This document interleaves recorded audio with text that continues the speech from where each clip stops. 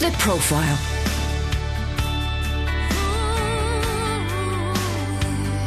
You're listening to Premier Christian Radio. Where faith comes to life. Hello and welcome to The Profile here on Premier Christian Radio with me, Katie Stock. This programme is brought to you in association with the magazine that I write for, Premier Christianity. If you'd like a free sample copy of the latest issue, head to our website, premierchristianity.com/free sample. Today on The Profile, I'm speaking to church leader and author Christy Wimber. Christy, welcome to the programme. Thank you for having me. Oh, it's so lovely having you here. I'd like to really start at the beginning and just ask you, what are your first childhood memories of faith? Yeah, I mean, for me, I have glimpses and remembering early on in the Quaker church, because I came from the Quaker church. So I remember going to church, and I remember there was a real church, that we would call, because so many churches, especially Vineyard churches and free churches, have a lot of warehouses. So the Quaker church is real church. What I mean by that is they had pews, and that they had these little chairs just for the children's ministry. So it goes way back for me that I remember times like that where we'd go to church. And what do you remember in your home life about faith and the role of faith in your upbringing?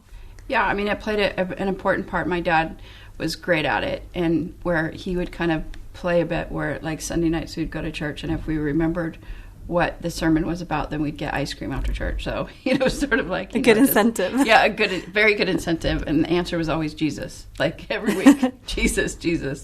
It always worked. And do you remember the kind of faith that your parents had?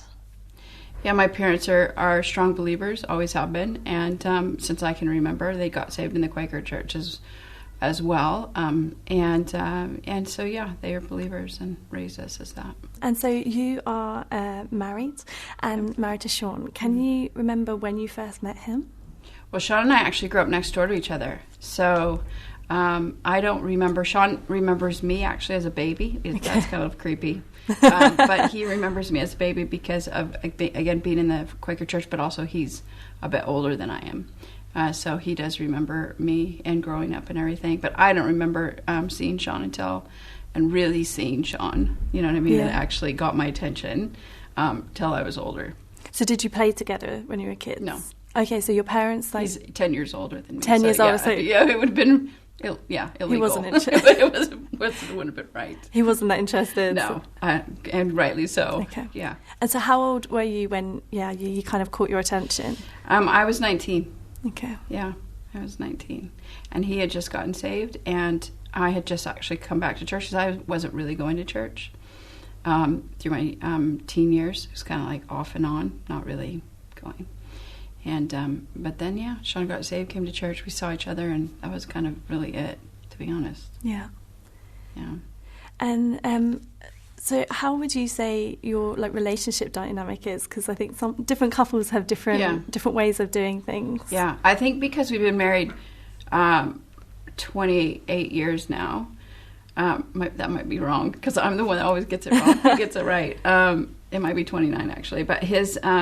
I think it has changed throughout the years. Like, if I really think about our roles together in ministry, like when we first got together, I said, if you go in the ministry, I'm gone. I do not want to be in the ministry. And I think I always had a fear of that's where I was headed. And I just did not want to do it, because although my parents and role models and raised it, I saw a lot of things in the church in general where I was just not interested. And so I think when we started out, I was very anti all of that stuff, but I was involved with ministry because, of course, I married into a family that was, the Vineyard, and so my family was a part when the Vineyard started. But as that grew, of course, I'm married into the family, so and so that was always a part of it. So we worked in the ministry, but I wasn't really into it, to be honest with you. But I would imagine you had in having John and Carol Wimber as your in-laws, a real model for what marriage within a ministry family looks like. Like, did they give you advice? Yeah, I think so. I think throughout the years, I think they were very good at not forcing things on us. But I also think that they were John was very, very good at putting us in the right place. And he was very strategic in that with us. And so I think he was just wise. And I felt like when it came to me, John actually knew what I was good at and what I did not want to be a part of. And so even when we would travel, our first trips over here in England, like with HTB and all those early trips in the vineyard, all the conferences, everything, that's what we did. And so, we were a part of it. But I would be like the one that would be like, okay, I'm done now. I don't want to go out. And but he was didn't force, like you have to be at this, you have to be at that. I think that was very helpful for me because I think that would have been a very big turnoff. And I imagine partly the attraction why Sean probably was attracted to you in that you weren't wanting to marry into his family, if that makes sense. I think so. I think probably he was more attracted to my sense of humor because I found everything funny, and I still do, actually. I find most everything really funny, and so he might have. I mean, there were several things, and I think it was just sort of an instant, sort of connection. That was probably part of it. Yeah. So, Christy, you've recently been through quite a difficult season in life. Do you want to just share a little bit about that? Yeah, to be honest with you, I feel like the last, 3 or 4 years have been quite difficult. And I'm still in it. So I keep waiting for, turning the corner. I was telling a friend of mine the other night, I keep turning around the corner thinking, okay, surely this is going to be over. But that's just not the season that I've been in, and some seasons last longer. I do believe that we serve a God of seasons, so I know that the difficulty type of things that we're going through hopefully will lift on some level. But we've gone through many things in ministry, and then, personally in life, in our family, and just things that I've gone through physically, and my husband's gone through physically that have been quite serious. And so, and that's just after I did a book, you know what I mean? So it's sort of like, it's just definitely been a whole deal the last few years. And how would you say that this period and the period that you're still in has changed your faith? It's definitely changed my faith. It's challenged me in ways that actually I've never been challenged in before. That's why I don't believe you say, I've been through the worst thing. No, because when you say that, usually the worst thing is waiting at the door.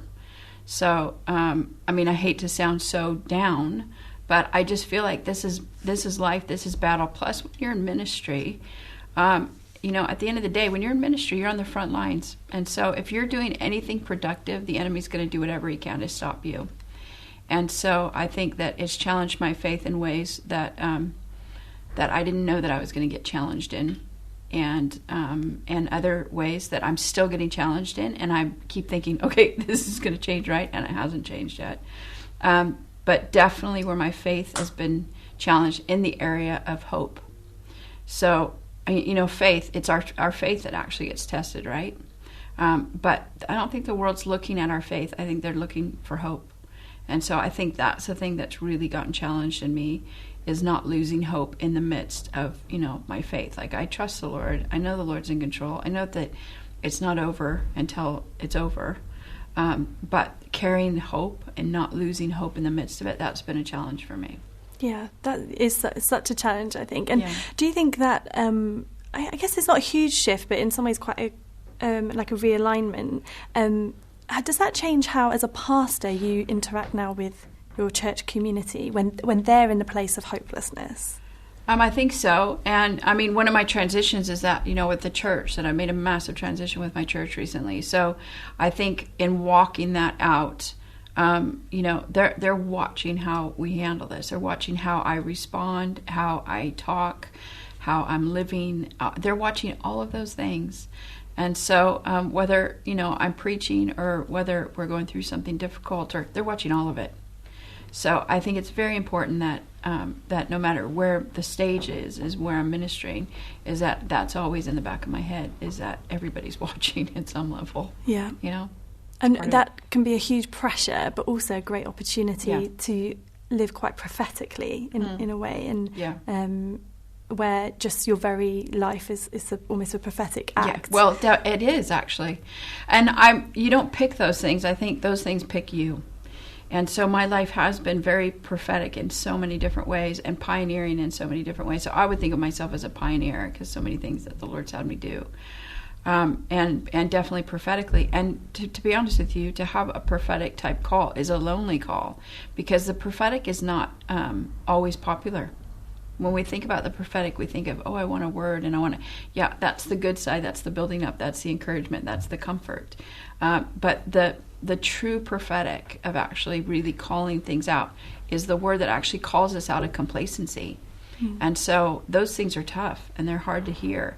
And oftentimes God will have me do that. And with my life, have me make decisions that I'm making that actually are prophetic, that, are before its time a bit. So my church has done that. I've done that in the area of worship. I've done that again with my church. So I think that is part of the call that God's placed on me.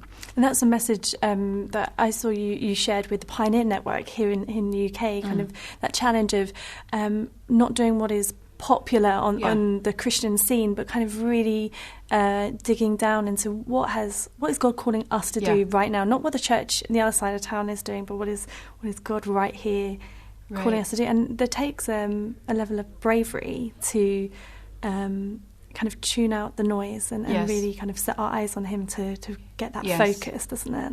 I think so. And I think, to be honest with you, I think through the years that grows. And I think especially what I've done in the recent times with church, I had so many messages, like unbelievable amount of messages from people saying, Christy, that's so brave, that's so brave, that's so brave. You just so challenge me because it's so brave. But in my mind, I'm not thinking, hey, I'm going to be brave here. Like nobody wants to pick that. And a lot of times in that situation, or the things that God calls us to do, they're not popular in the moment. It's almost like heroes, people that make a difference in life, they're not looked at as popular until later, till after it works. So a lot of times I feel like I'm called to do things and then people are like, kind of a bit nervous about it. And then they see, wait a second, the Lord actually is on this. And I think over the years, I've built up an equity where now if I do something bigger, which is what I've just done, I have way more trust in the church as a whole. Because I've built all that equity throughout the years. Consistency builds equity. And so I think that I've been able to do that. Now, that doesn't mean that I hear perfectly. And that doesn't mean that what I'm going to do is going to be perfect.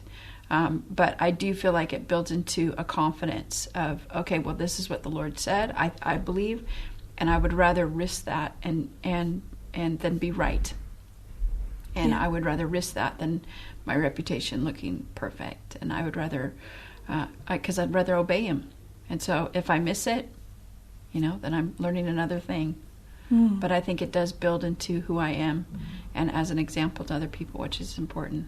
Yeah, that sounds like the kind of thing you might want kind of cross-stitched on your office wall or something. Yeah, do you know what I mean? Well, I have realized now, because I've been in ministry so many years, I'm thinking, this is probably my call in a lot of different ways. So you kind of just have to, surrender to it. Yeah. You have referred to the fact that the modern church doesn't have, some parts of the modern church don't have a developed theology of suffering. Yeah. What do you mean by that? I mean that in the last several years, probably, 6-7 years, that I'm in so many different events and festivals and all kinds of different things. And it got to the point where I felt like I was going to different festivals and I just felt like it was a testimony, deal, instead of pulling out the word and actually really talking about life and what life really is. I'm all for the testimony, but if the testimony actually alienates other people that are really going through difficult stuff, I have a problem with how we do it, how we've handled it. And I felt like the last several years, how we've handled that has been poorly. Mm-hmm. And so in that, we've also eliminated the idea of suffering, because suffering's not popular. And so, it's sort of like we have to get to the point, like conferences, life is not played out on a conference reel. Real life is hard. And real life is painful at times. And real life is so difficult. Sometimes to even get out of bed in the morning, especially to show up and do ministry. I mean, you know what I mean? So I think the reality of understanding, I think God actually does his best work in us. I say this with much trepidation, but I think God does his best work with us when we are suffering in different ways. Yeah. Yeah. And when we look at Scripture, that Look at rings Scripture. true, doesn't Yes. it? Yeah. And so I have not seen it modeled very well, except in a couple places that I have a lot of relationship with, that I feel like, man, that they're really understanding the importance of recognizing our weaknesses, recognizing that we so fall short, and that this life is not perfect. This is not heaven, which is part of what I was seeing, whether there's no theology for suffering. And this is heaven. There's no theology for suffering. And so we actually leave out really everybody. It's not just a few. We leave out all of us in that because we are going to go through difficult times. We are going to pray for people and not see them get healed. We are going to lose people that we love. And so the church is most powerful when we're ministering to what's in front of us, not the ideal idea of what we want to minister to. And so... the Vineyard is has a real ministry of healing and the prophetic, amongst other things. Yeah. So where does this kind of acknowledgement that this is not heaven, we get a glimpse of heaven now, and what Jesus achieved on the cross and all of that victory. How do you think that fits in with healing ministry in particular? Yeah, most definitely. I think it does. Well, the Vineyard, I think for the Vineyard, we actually land in a place with the already of the kingdom, the cross, and then the second coming of Christ. So we live in the already of the kingdom of what Christ has done, but then the not yet of what's to come. And so I believe in the kingdom breaking in, which means we are looking for what the Father's doing. That's what Jesus modeled for us. And the kingdom breaks in, we recognize it, and then we bless it. We get behind it. Because if you get behind God, that's what works, right? And so I think for us in the Vineyard and many other places, that is our theology. I think now with the internet and so many things, which is a good thing and also a thing that can be hurtful, is that everything is crossed over. That denominations are becoming less and less in lots of different ways, right? And people are getting fed from all kinds of different places. Like they're just watching whatever they're wanting to hear. And so with that, you have so many different theologies and you have so many different... So people, I don't think at the end of the day, a lot of people even know what they believe. Yeah. And so I think for us in the Vineyard, we have this belief system of the already and the not yet. And I see it in many different places. And we could be wrong. So it's not like we actually are right. I just believe that in Scripture, suffering is such a major point that Jesus has used over and over and over again with all of his greatest leaders that he gives us models to, that they had to walk through. And if that was good enough for them, and that's what then that's obviously what we're going to be walking through. That's what Jesus gave us the blueprint for. And it's not an either or. It's not either we have healing and God's glorified in that, or we have suffering. Because actually, God is also glorified in our suffering, and when people die well. Yeah, I think I don't think I've ever personally seen more kind of faithful discipleship than in watching friends die well. I love that. I love that language, actually, Katie. Dying well is really, really important. And I think actually people around us, like if I pray for somebody and they get healed, they're going to be excited about it. And I think it's great, But to be honest with you, when I have lost people that I've loved, or what I have been through in the last 4 years, and what people that don't know the Lord watch me, that's actually what gets their attention. They're watching that. So the fact that I actually love Jesus and the fact that I'm actually persevering, trying to do my best through all of this, difficult things, I just think that the witness of that is really honestly what people can identify with. Because people can't identify with our strengths. They definitely cannot identify with our language in the church, but they identify with our humanity. And I think that's really important. And I think it's really important that God, like death is a part of life. And so teaching people, and this is what I believe as a leader, especially with a pastor hat on, my job is to teach people the kingdom and to teach people how to live well and give their life to that. But also my job is to teach people how to die well. And so there's times where I have to walk people through dying well. And doing that with your family, and doing that with the people that you love, and giving people a chance to grieve. If you have no theology for suffering, a lot of that is missing, and the damage is massive when there's no theology for suffering and there's no theology for hardship. Yeah, that's really helpful. And did you just suddenly make this shift, or would you say that this shift has happened gradually as you, through your experiences, or was there one moment you thought, oh, hang on, I've with got the this suffering? wrong? Well, nobody's like, hey, I would really like to, I mean, I think definitely, the Lord takes us on journeys in different areas. I'm kind of known in different things for, have Christy come and pray for the sick and all that. Great. If that's what God's doing, great. But I did get to a point where I just felt like, wait a second here, like I'm not a showman. And what I'm doing, I don't want it to hurt the church. I want it to equip the church. And so definitely where the Lord was getting my attention in one way, by seeing things and walking through it personally. But then also, most definitely, I felt like the Lord was shifting me, brought different people into my life that have really shown me things that I've needed to see. And sometimes in that, I think God does this where he brings people into our life that they just sort of hold a mirror up to you. And what you see is you're like, oh my gosh. And that happened to me. And so I think in the midst of that, when God does that, we have a choice to run or to actually really look at it. And when I really looked at it, I realized, wait a second, some of this stuff is really unhealthy. This is not healthy. It's not healthy in me. It's not healthy in how I'm operating. I don't think it's healthy for my church. I don't think it's healthy for the church. And so definitely the Lord, but then also the Lord using other people. And that's really honestly what has shifted me more. That sounds quite like a mentoring relationship, would you say? Yeah, we laugh about that because, yes, I would say, mentorship. I mean, I would call it mentorship. I'd call it sisterhood. I would call it just healthy relationship of having people in your life that are farther down the road than you, which is very important. And the important part is that I humble myself and say, wait a second here. See, I think it's really important that even if you have things in your life that are going really, really well, that you're actually willing to lay that stuff down and sit under somebody else's wisdom. And that's really honestly what I've been doing. Is that, I've done this, I do this, I love this, but let's put the brakes on some things here. And actually, I'm just going to sit under somebody else's wisdom here. And I'm going to learn some things that I need to learn that are outside of my world, outside of my comfort zone, most definitely. But has been very, very rich for me and grown me up in ways that I probably would not grow up otherwise. And it's been very, very, very good for me. Wow. Not easy, but good. And the other side of it relationally, because I think God brings people into our life that it just goes to that level where they mentor you in different ways and speak into your life in different ways.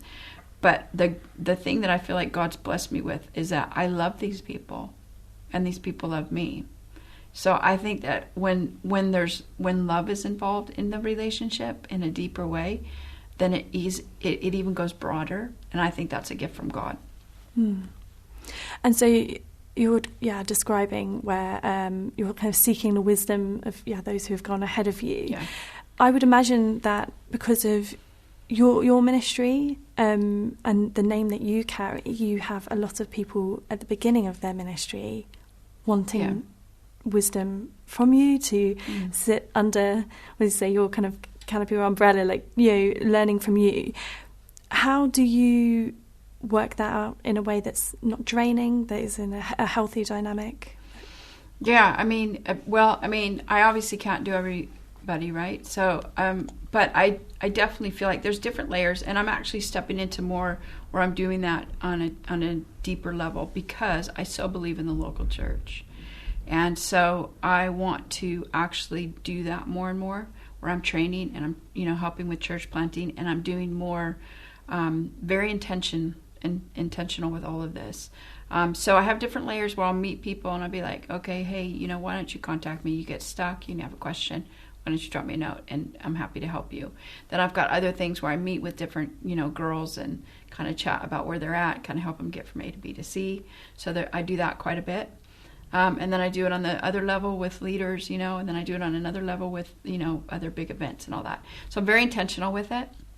And then I just kind of see what those categories fall into. And then I'm just sort of shifting again right now anyways with training for church planting and raising up church plants. So I think that because I so believe in the local church. Yeah. So I'm making that a huge part of my life this next season. Yeah. Yeah, it's important. And I imagine you have, I guess, the capital in order to be able to, I mean, like the kind of social capital to be able to affect that change and bring about that passion that you're respected and that people want to come and learn. Yeah, and I think that's a huge privilege, isn't it? I think that gets built over time, and again, what you've done and what you built. And so I didn't go into anything building things thinking, oh, hey, I'm going to, have a voice. But if you want a voice, you got to build something.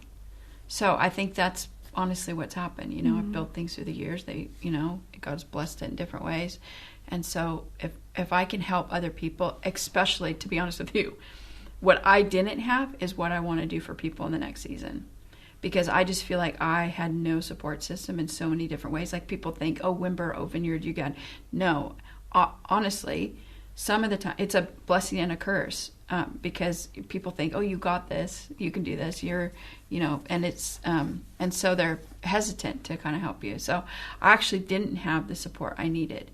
And I'm sure the Lord allowed all of that so that I could see what I wish I had so that I can give that to other people. And now it's very clear for me. No, actually, I want to give my life for that because I don't want other people to have to go through some of the things that I went through that I think are simple fixes. If I just had the wisdom and the knowledge back then, which I just didn't have. Oh, Christy, that's so encouraging. Well, that brings us to the end of part one. So do join us again in a moment to hear more from Christy Wimber, and we will be right back.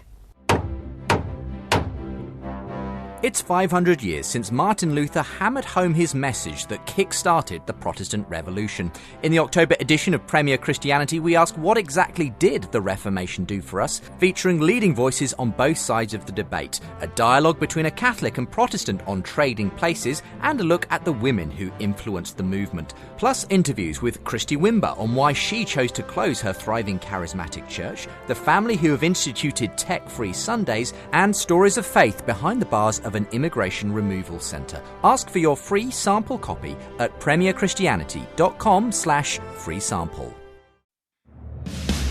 The Profile.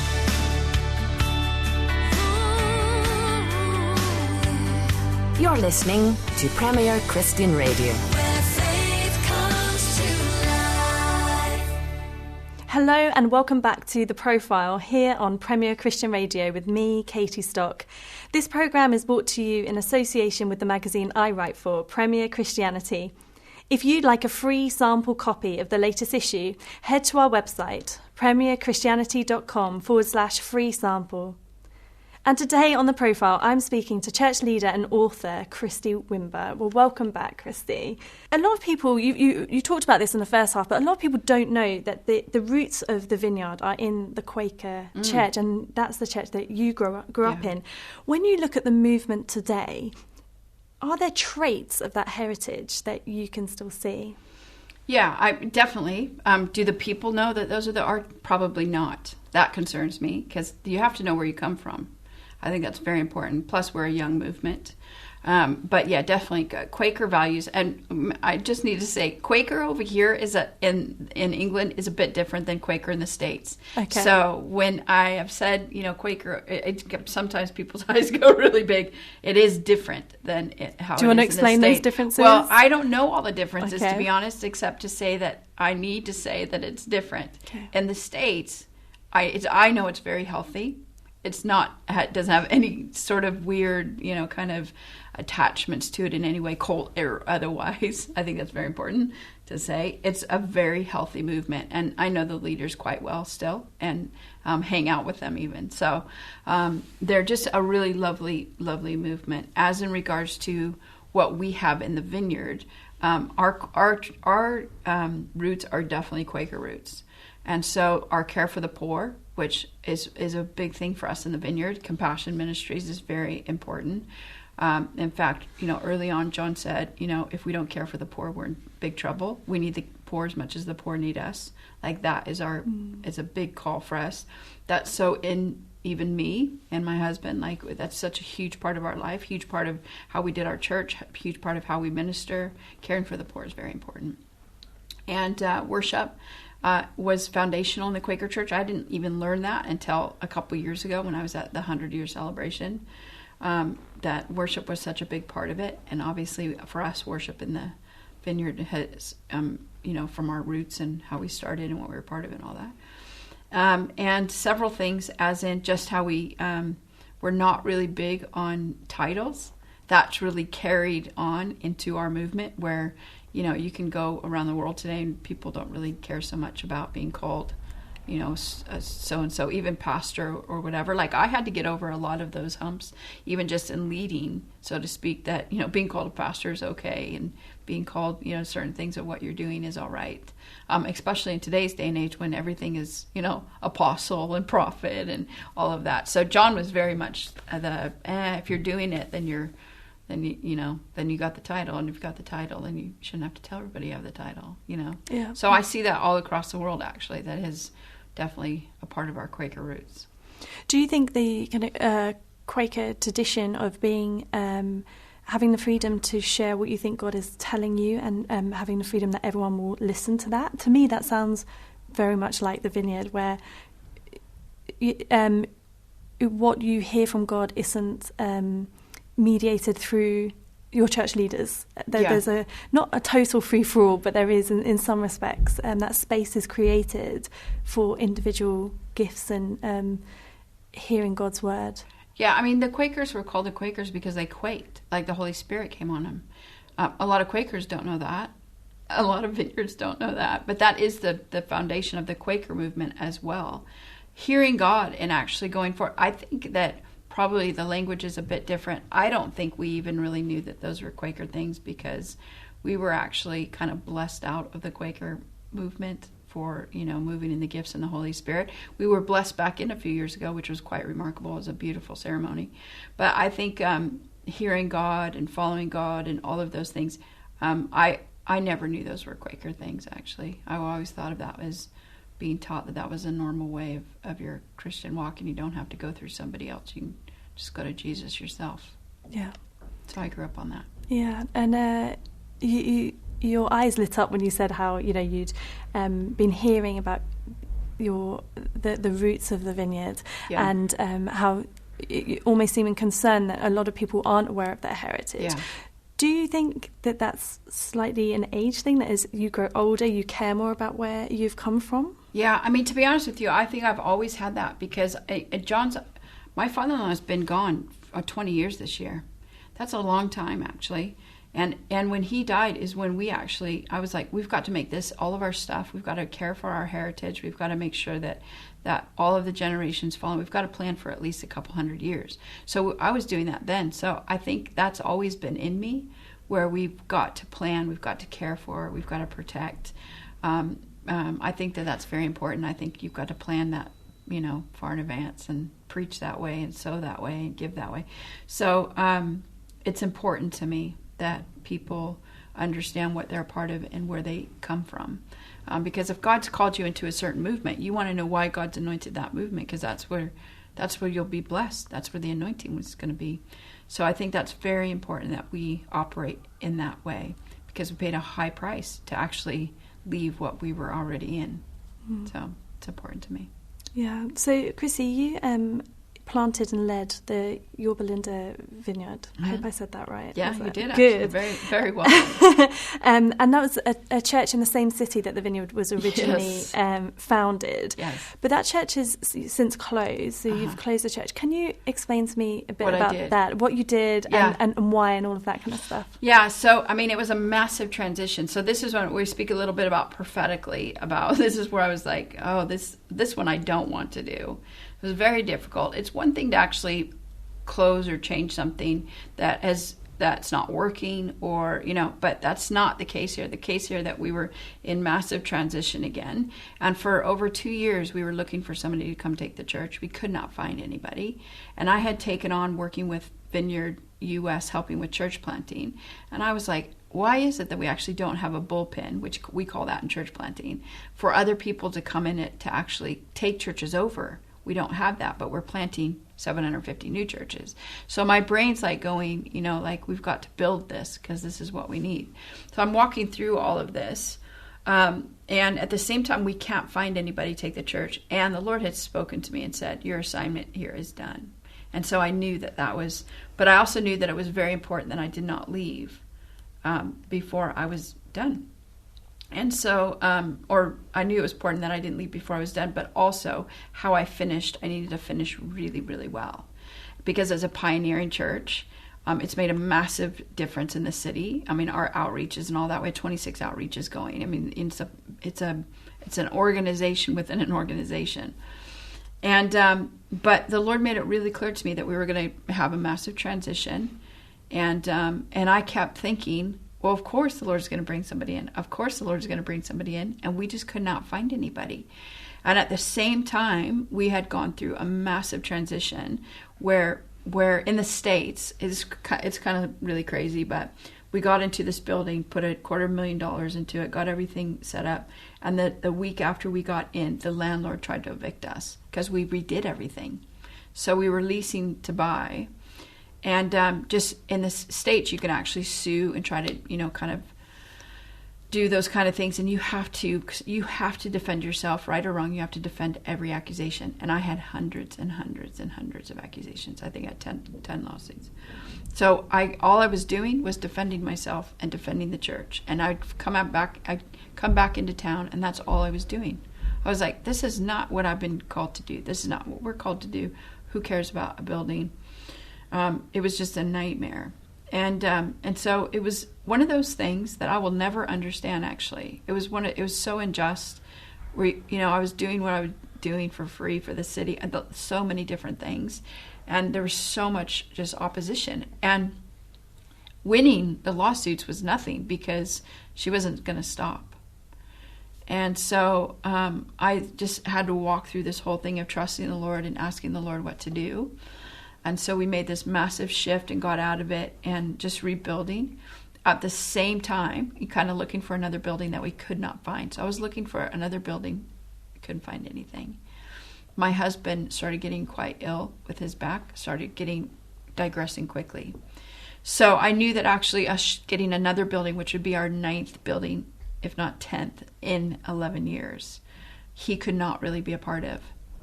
And we made a decision going into this, like, this is a family deal. This is not. And I'm like, Lord, if you're not going to give us a place, I don't know what to do. Because if we keep doing what we're doing, I know that this is not you. Like, we completely shifted the day. We completely shifted how we were functioning. And it was just not us. And so I knew that we were at this transition phase. But I felt like the Lord said, I will tell you. I will tell you. I will tell you. So that was a 2-year deal. But my husband digressing wasn't until the last 6 months. And so I was out of the country. I was actually at Spring Harvest. And the Lord spoke to me really clear. I felt like the Lord was very clear and said, this is what I want you to do. I want you to hold a celebration. I want you to celebrate what I've done the last 11 years. I want this to be a thing that is honoring everything that the people put their hands to and that I blessed, and how many people got saved or delivered or came to the Lord or got fed, cared for, whatever. And I want it to be a celebration. And this transition will be a model for leaders where they actually need to learn how to finish well when their assignment is done. And that, I just want you to know that this is me. And told me some other things in particular. So I was very clear on it. I was like, I don't get this. I don't understand this. This is not what I want to do, but I do feel like this is the Lord. So this is one of those prophetic things like what we're talking about, where hearing that, but then also walking it out and realizing if I do this, I have this whole church here of people that have been so faithful and that are going to have to be on board here. So I went home, I met with my board. It was emotional, but they all said, we really feel like this is the Lord. Because at that time is when my husband started really digressing physically. That this is the Lord. You've got all these other hats. This is not a time for your family for this. And we really feel like the Lord's not opening any other doors. And so at the same time, I felt like the Lord said to me, if you stay and if you do this, I will bless it, but it won't be my best for you right now. And that was kind of even harder, because I thought, like, Lord, like, that makes it even harder, because, you know what I'm saying? I'm having to walk through. Yeah. And what a father-like thing to say. That's what we say it's to very, our children, very loving, isn't it? Yeah. And because my heart is there, you know, and those people, and I love them. Even though I knew I was done, I love these people. I've shepherded these people, quite a few of them, for a long time. So told my board, then I had to gather all of my leaders, this massive group of people. And I just said, you guys, and I broke down what I said, and everybody there were just tears. I mean, there was all of this, but it was phenomenal. So I'm just going to say, probably never going to be able to walk through something what I saw that night. And what I saw was, as a leader, which you rarely get, is that one after another person just kept going around saying, Christy, this is where I got saved, this is where I got healed, this is where I got delivered. Other people saying, now we know what to do. Like, you've taught us what we're to do. Like, we're fine. This is the Lord. Like, we don't understand it, but we trust you, and we know that this is probably the Lord. So you cannot get that many leaders on the board at the same time, and the Lord coming in so much power. So we got in this massive circle, held hands, just sang and worshiped and thanked the Lord for our church. It was beautiful. And it was just one of those things where I just felt like, this is actually healthy. Like, this is healthy. Me actually trying to keep doing something that's kind of wearing me out, that I'm getting, that the Lord is changing my season, is not healthy. So I feel like walking that out, getting lots of counsel in the meantime, you have to understand this, lots of counsel, is that it was just beautiful. And then we held a massive celebration. So I thought, it wasn't until like the day of the celebration that I thought, okay, I could be really wrong here. Because, one, this is my reputation on the line. Like, if this is not the Lord, I'm going to know today. Because it wasn't just all the leaders. It was all the people in our church. So we did all of these things of visiting all the groups and getting to all of the church before we did the final celebration, so everybody heard it. So you do it well. And the celebration was just phenomenal. Like, I had a friend of mine come in and do it for me. And we celebrated the church, and we celebrated what God's done, and they honored us and our family. They prayed for all of our family and our kids and everything, and it gave them a chance to thank us, and it gave us a chance to thank them. And we just thanked the Lord for what he did all those years. It was beautiful. Wow. And that's such the opposite of what we see so often in church leadership, because church leadership is power. Yeah. And as humans, we have a lust for power that we see in ourselves and try and give to God, But often, I think leaders, because they're human, try and hold onto it, and that means that they don't leave well, because they leave after they should have. And so, what a lesson and an example for other leaders when they know it's not quite the right time. What I also really love about that is that sometimes I think we think, all the circumstances need to be absolutely right. Yeah. And sometimes that's not the case. You pray for the obvious, and when that doesn't happen, then you have to shift how you pray, and that's really what I did. I mean, obviously we kept groups going, because you have to people are in transition, and people are dying, and all kinds of things are going on with families. So we kept groups going, and I said, listen, give me a couple months, let me pray. The Lord said he'll speak to me. So we've done that. We've gone through that. The Lord has shown me I'm probably going to plant some more churches and do all of that. So that's great. But I needed to walk that out well, and it's been obvious that it's been the Lord. But walking through it was not easy, and that was very, very high risk. And did you speak to other local church leaders about pastoral oversight? I had several leaders in the city come and ask for my church. Yeah. I've never had anybody come and ask for my church like that. But they weren't in the vineyard, and it would not have been fair to the people that I'm pastoring. So it wasn't right. Like other denominations, you send somebody in to take over the church, and whether they're fit or not. And I really believe that God calls us to a place, and that's how we operate in the vineyard. So I just thought that would actually be unfair to the people. Yeah. But I did have several pastors ask me for my church. So interesting. Over a coffee, polite conversation. That's what happened. Yeah. It was very, very interesting. Great. Very interesting time. Well, Chrissy, you've written a book called Transformed. Where did the basis of this book come from? Well, I mean, it had been many years in the, kind of thinking about it, being approached many, many years ago, and just not really wanting to do it, to tell you the truth. But the Lord, again, just shifted me, said this is time, and started speaking to me about certain things. And then one day just sort of laid out Romans 12 for me, which is one of my favorites, but laid it out to me in a way that I had not seen before. And once I began writing, I realized this is actually touching on so many things that I'm seeing around the world today in the church, and so many struggles that people walk through. And I just didn't realize that. And so when I began writing, it just began to hit all of those things, and it just began to unfold. So it was definitely an organic thing of writing that was just, again, I think prophetically in different ways. Yeah. And that's how you knew it was the right time, despite being asked to. Yeah, because I didn't want to do it. So once I knew that it was the Lord and I kind of surrendered to it, it just all started coming out. Yeah. I know that you've got some quite strong opinions about social media, and you kind of alluded to them earlier. Tell me about these. Are you on social media? What are your thoughts on it? I am on social media. I love social media. It's not that I don't love social media. I love it and I hate it, because I love it that the world is small. So many people I love dearly are around the world. It's one of the hardships of what I do is that I don't live by people that I'm very close with. And so I love that aspect of it. I love the aspect of being able to learn and be informed in different ways that we couldn't before. Like, I love all of that. I love being able to see what God's doing in different places around the world. But just as anything that's great, it can also be something that's a stumbling block. And so I think in the culture, what it's fed is that definitely, especially with the church, that it's fed celebrity culture, and it's fed the idea that, that you actually don't have to go to church. You can actually just read church. And so that, I think it's crippled us in ways as the church. And those are the things that I have a problem with it. It's not, and I think it's more actually of the glamorizing, where it does, people kind of see somebody's life and seem, think that it's perfect because they only post the highlights of their life.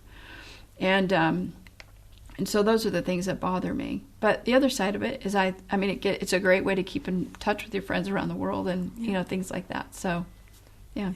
And encouraging, Christians who are quite isolated as well. That's another thing that's great about it. Yeah, incredible thing. Yeah, it's like anything else, isn't it? It's sort of like there's some negatives and there's some positives. So that's how I feel about it. Yeah, that seems pretty balanced to me. Yeah. You've said that there's a struggle in maintaining what God has anointed the vineyard for. What do you mean by that? That there's a struggle in that? Well, I don't think it's just in the vineyard. I think it's just everywhere. I think it's more as in, I think the enemy will always go after what God's called you to. The enemy's always going to try to shut down what has the most potential to change you and what has the most potential to change the people around you. That's just the reality of life. The enemy is always going to go after that in you. And so that was what I would call what you're anointed for, what you're gifted for, what you're called to. And so I think to maintain that, you have to be on it, because I think that the enemy will always try to shut that down. So I think that's not a vineyard thing. I think that's just a believer kingdom thing. And when you think about, previously we were talking about the history of the vineyard, what are the kind of key aspects of the history and the heritage that you have that you think are integral to your DNA, rather than just of the time, that you are really keen to continue? To be honest with you, that I want to continue. So to be honest with you, I do not think of myself as a vineyard person. I think of myself as a kingdom person. So, and I'm in so many different movements around the world now. So and have been for so long, that I will put a vineyard hat on, but I put on lots of different hats, and I just think of church. Like, I love the church. And so I think some of those things are so ingrained in me, as in who I am and how I operate and how I minister and how I do things, because that's how I was raised and that's how I was trained and all those things. But hopefully, like I said, with the other relationships that I'm growing in different areas that I wouldn't grow otherwise. I think for me, as in what I think are valuable, or the things that that I think are important to follow the Holy Spirit and what God's saying, and let God lead you, and trust that, and don't overthink things. Take lots of risk. Fail all the time. I think those are good values, actually. I think it's getting an education. I'm not talking about morally, of course. I'm talking about just taking lots of risks. And I think that in ministry, I think that in life, I think that's really important. And I think the balance of the Word and the Spirit is very important. Like that is, I think we've tended to go one or two ways drastically. I don't think that's healthy. But what I would actually like to see with the Vineyard is that I was, brought up in, that was very important, is that it was the whole church. And I would like to see the Vineyard get more involved with the whole church again. And not just talk about or do the kingdom advancing through the Vineyard, but that the mindset, the kingdom advancing through the church. Yeah. Because that is our value. And that's what I would like to see more of around the world. Yeah, and I know the Vineyard in the UK, that's a real value of theirs. And when I've been at new wine events, they've just said, at the Vineyard, we love you guys. And that it's not, God has placed us in these places, but it's not at the expense of you guys. God is doing something great as well. And I think that just so demonstrates the gospel in that moment, doesn't it? And if I think about Vineyard, to be honest with you, especially when I'm over here, I think of HTB, I think of New Wine, I think of Soul Survivor, I think of the Anglican Church, especially the C of E. I think of all of that as our family, very much so. The Catholic Charismatic, I could just go on and on, but those places are very, very important to us, especially New Wine in the Anglican Church and HTB. I would think that's actually my family. So this is us together. This is us advancing the gospel together. So I love that mindset, that thinking, that planning, that building. Yeah. How encouraging. Christy, thank you so much for coming in, and thank you so much for listening to The Profile. And it's been with me, Katie Stock, and Christy Wimber.